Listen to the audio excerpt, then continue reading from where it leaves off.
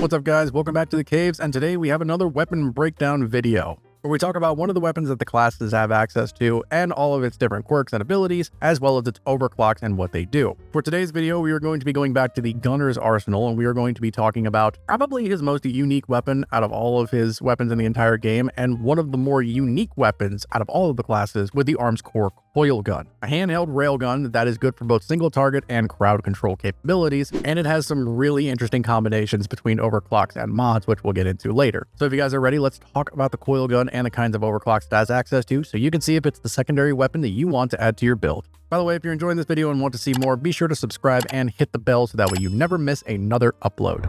So in talking about the coil gun, there are a lot of intricacies and specifics that make it very unique when compared to the rest of the gunner's arsenal. It definitely does not function in any way similar to his other secondaries, and understanding the way that this gun works will give you a much better grasp on how to use it when in conjunction with the rest of his equipment. The coil gun does not fire in a traditional method. Instead, what you do is you hold down the fire button to charge up the shot, and then once it hits max charge, you can release to fire off its projectile. Now, if you hold the charge shot for too long, the weapon will overheat and lose its charge, essentially wasting ammo. Also, I've said this before on the channel, but there is absolutely no way that this gun is safe to fire this close to your face, but that's a whole different topic. In any event, when the coil gun does shoot, it fires this ball of tungsten at incredibly high speeds, so much so that it actually has the ability to penetrate and go through terrain. If you hit a wall or just any piece of terrain, the projectile will eventually burrow its way through, and it might potentially go through the other side if it's a wall or some sort of thin object. Now, how far the projectile will dig itself into the ground is dependent on what biome that you're in and how difficult and hard the terrain is to actually cut through.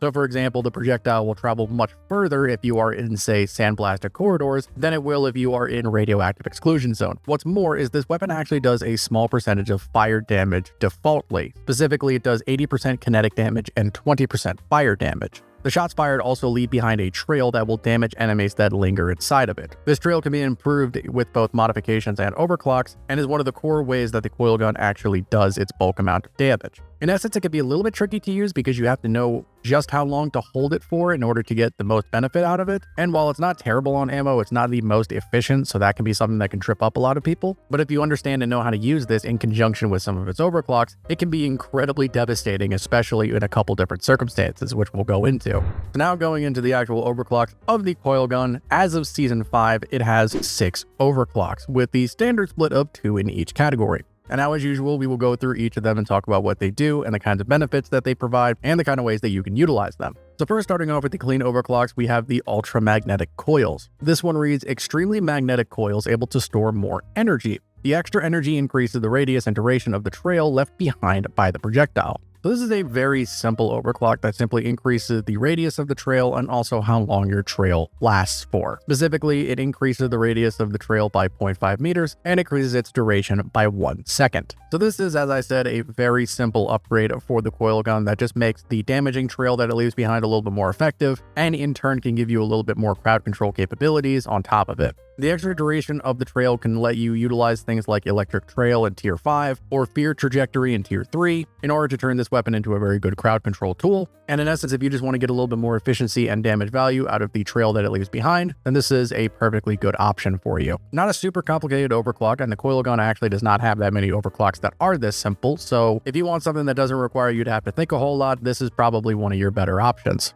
The second clean overclock we have is Re-Atomizer. This one reads, a charge so powerful it splits and rebinds atoms in hit enemies, spreading ailments to other targets behind them. The amount of power required slows down the reload process significantly. So this is one of the most interesting overclocks I think in the entire game because it does a very unique thing to the coil gun itself. On paper and on the stat screen, it basically just gives you the Re-Atomizer buff and nothing else. Now, to try to explain what the Re-Atomizer does, because it is actually somewhat complicated, and if you don't believe me, just look at the way they describe it on the wiki. If you want to pause and read this entire dissertation, go ahead, but I will try to sum it up as best I possibly can. Basically, if you hit an enemy that is suffering from some sort of ailment, whether that be burning or frozen or what have you, and then you strike another enemy using the gun's natural blow-through capabilities, it will spread its effect to that particular enemy. Now that sounds simple enough, but there are some actually crazy combinations that you can pull off with this, and pretty much none of them are as potent as this combined with its tier 5 mod, the Necrothermal Catalyst. What this does is it increases the damage of direct shots against enemies that are already on fire, and it also causes enemies to explode if they are killed by a direct hit while they are on fire. Now this has a very interesting synergy with Re-Atomizer.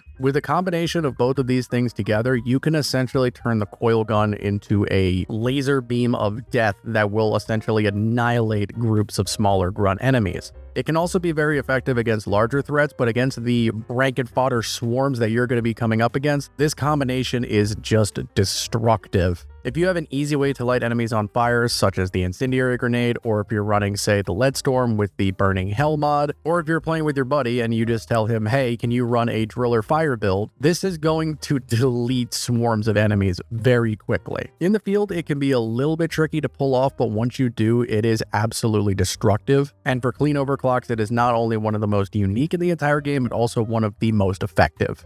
Moving on to the balanced overclocks, then we have the Backfeeding Module. This one reads, the electrified flow is reversed by adding a tiny module onto the battery, increasing the amount of power it can store. However, the extra efficiency of this reversed flow results in shorter-lived trails. So as far as balanced overclocks go, this one is relatively straightforward. Simply gives you more ammo at the cost of a less trail duration. To be specific, it gives you plus 320 to your maximum ammo reserves and reduces the duration of the trail by 3 seconds. So this one as it stands is better suited for if you want to use the coil gun for a more direct damage weapon instead of utilizing its trail, which is certainly something that you can use. Again, something like Necrothermal Catalyst would not be a bad thing here. You could also run something like Shockwave in tier 4 to give you a little bit more AoE damage, or even potentially Concussive Shockwave in tier 3 to basically make it a stun machine. And the extra ammo that you get with this thing is actually pretty nice and allows you to lean into that style of play a lot better. Like I said with the ultramagnetic coils, this is a very simple overclock, which, as I said before, the coil gun does not have too many of those. Most of them are relatively intricate. So again, this is another good option if you don't want to have a crazy involved setup and instead just want to change the stats of the gun to a certain degree. The other balanced overclock option we have is the Mole. And this one reads, R&D are proud of this one. A bullet that uses the traction from impacting with terrain to generate energy, making it travel further and do more damage. The extra energy required to fire the Mole comes with the cost of charge speed.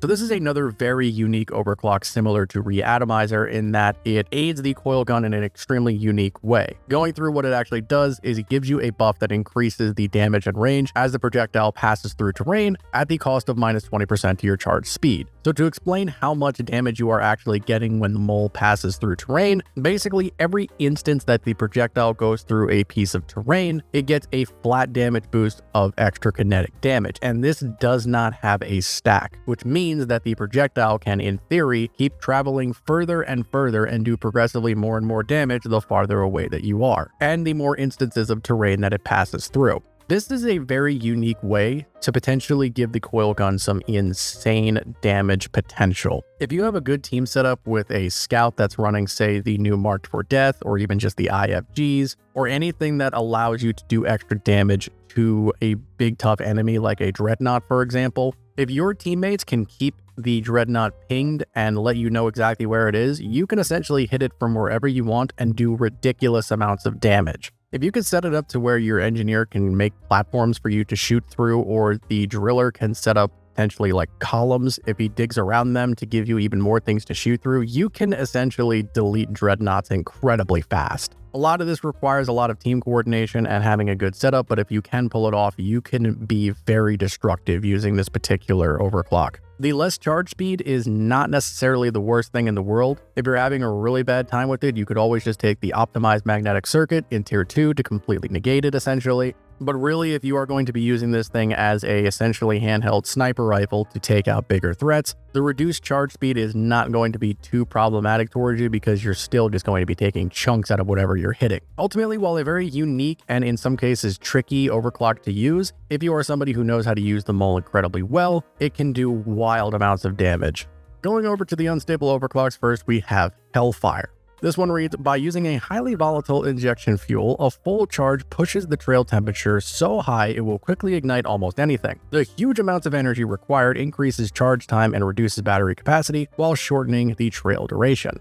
So this essentially allows you to have a lot more fire damage implemented onto the coil gun while making the rest of its stats not quite as ideal. To be specific, it gives you the Hellfire buff at the cost of minus 200 to your maximum ammo, minus 30% to your charge speed, and minus 2 seconds to your trail duration. Now, when looking at this overclock, the first thing that came to mind, at least for me, is that this probably combos incredibly well with the Necrothermal Catalyst that we've been talking about, right? It deals extra fire damage, and Necrothermal Catalyst wants you to apply fire damage to enemies, so naturally that sounds like a really good combination, right? Well, it can work, and it can be effective if you use it properly, but the problem that makes Necrothermal Catalyst difficult to work with this is you need to take out an enemy with the actual shot projectile instead of the trail in order to get the catalyst to trigger. If it's killed by just the lingering fire from the trail, it's not going to count. So instead, what I opted to use, which I think works incredibly better, is the electric trail, which that combined with the heat damage from Hellfire is just a incredibly powerful combination. That in conjunction with things like Fear Trajectory in Tier 3 can be incredibly devastating. And again, if you are having trouble with the charge speed, you could always just take the optimized magnetic circuit in Tier 2 to help out with that. The reduced trail duration is a little bit problematic with this particular overclock, especially since the trail is so important, but even with the reduced duration on it, it is still incredibly effective, and it makes the coil gun into a very strong and powerful crowd control tool that's able to hit many different enemies. From dealing fire damage, to electric damage, to fearing them or potentially stunning them, it turns the coil gun into basically a stun locking weapon that is incredibly effective. Again, the stat drawbacks are a little bit excessive with this one, and they might be a little bit difficult to work around, but if you can, then it will allow you to take massive amounts of pressure off of the team in difficult situations. Last up, for unstable overclocks, we have the triple tech chambers. This one reads, prototype chamber tech that allows the weapon to fire off residual energy up to 2 times in quick succession after shooting, at half the energy cost and 75% damage of a normal shot. The extra shots don't penetrate, and the heavy modification takes a toll on the energy flow, reducing charge rate and reload speed. So this essentially turns the coil gun into a burst pistol of sorts at the cost of a reduction to several of its stats. To be specific, it gives you the triple tech chambers buff at the cost of minus 30% to your charge speed and plus 0.5 seconds to your reload time. So to explain what the triple tech chambers buff actually does, it enables the coil gun to be fired an additional 2 times within a brief window after the first shot is fired. This basically means that you can get off 2 extra shots in quick succession if you are quick enough. If it's not fired within this brief window, then you miss your opportunity and you will just simply reload as normal. The extra shots deal 75% of the base damage of the normal shots and consume half the amount of ammo. These shots unfortunately cannot penetrate terrain, but they do leave trails behind similar to the first one. So this can be an equally as effective tool for the coil gun if used in the right way. Again, this overclock can make phenomenal use out of the Necrothermal Catalyst that we talked about earlier, as well as the electric trail if you wanted to go that route as well. One of the benefits of this particular overclock is it allows you to cover a much wider area, as you can fire multiple beams in multiple different directions to help cover your flanks. This also means you can get very strong burst damage off to single targets if you need to. Taking something like the concussive shockwave in Tier 3 can help you turn this thing into another form of a stun locking tool. And again, with the Necrothermal Catalyst, you have the ability to get off the explosion much easier because you have a better chance of triggering the actual explosion.